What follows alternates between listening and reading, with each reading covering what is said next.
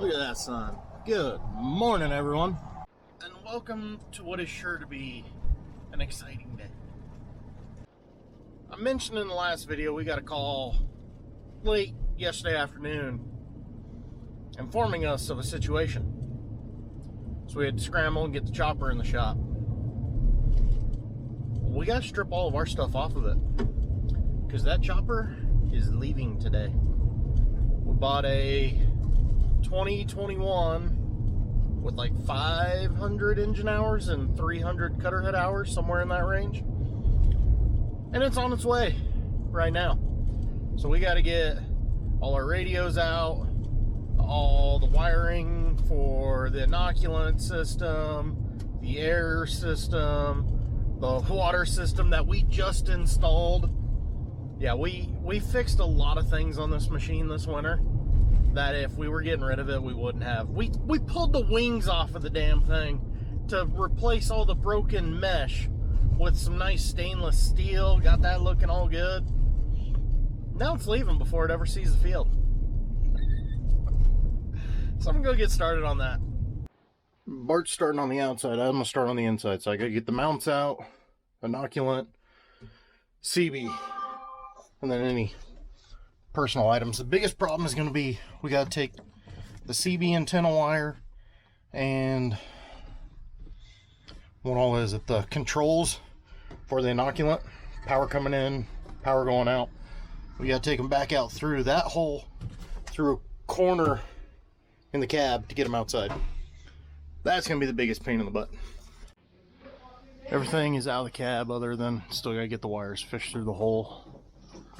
Glenn's ripping the water system off. Air horn is off. So yeah, the water system, inoculant, and this thing will be done. Inoculant system is down. Wire harness is out. Everything's put back together up there. Just got the water tank out that we've never used before. Glenn did all this wiring and then had to tear it right back out. Now we gotta get spout and KP. Spout's down, KP's down, everything's ready to go.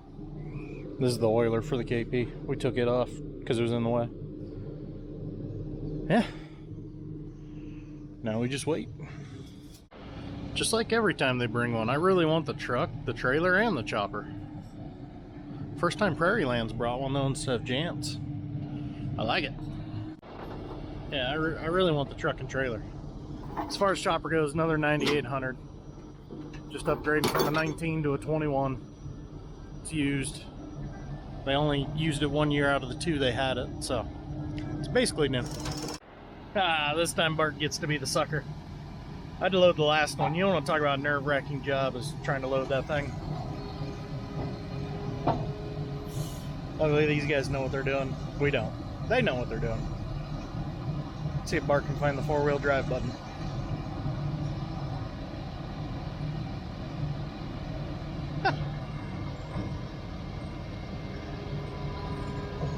There it goes. This guy hasn't been here 15 minutes. We already got everything stripped off and reloading. He's got to pull that on, put this pallet on, and then he'll be ready to strap it down and get the hell out of here. Be home before 5. Like I said already, it's a 21 model, so it's 2 years newer, but it's the same thing. It's identical to Glenn's. Kind of excited. Of course, now I gotta get the windows tinted because that looks hot. Less than 45 minutes later, he is already on the move. That was impressive. But as he joked with us, he's done it a time or two. Let's check out this guy. I did not get any filming done here this afternoon. If you've been following me for a while, you know the guys in the shop hate the camera.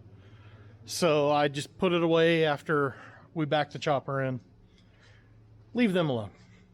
But I want to show you a couple things. So we already got the water tank mounted there.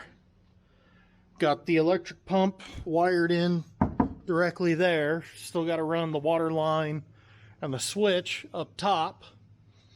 we've got that panel all disassembled, because right there, let's see if I can get you guys up there. In the corner of the cab, right back in there, is an easy access point to run all your wiring. So we went to town, got a new CB cable. Got to run 2 wires for the inoculant system through there, and then we will silicone that hole completely closed. The reason we went to town to get a new cable is we don't want to trust a 3-year-old cable, because if your CB cable goes out, you got to take that panel off, cut all your silicone out. It's a massive mess. So we figure if we start with a new cable, that will hopefully give us the best chance of success. Where am I even holding that camera at? Yeah. But we got distracted by a lot of problems. Problem number 1. Colts packer. I don't know if you can see the gap right there. Bearing is out. These are greaseless bearings, which sounds great, but it just means they're going to fail faster because you don't have a chance to help them. But then you come over here. I don't know about you, but I'm thinking the bear, I don't know. It feels all right. I think it's okay. Huh. 2 bearings out. We think that's all there is on this. Then, an hour ago, we got a call. We got kind of a bigger problem. Let's add an irrigation pond. Let's go take a look at that. Well, this is a problem we didn't see coming. As you can see, we got a little bit of a leak. Pipeline blew apart right below ground, so right below that coupler. Waiting on a call back right now from excavation company to see if they can come get it. Otherwise, we might have to figure it out.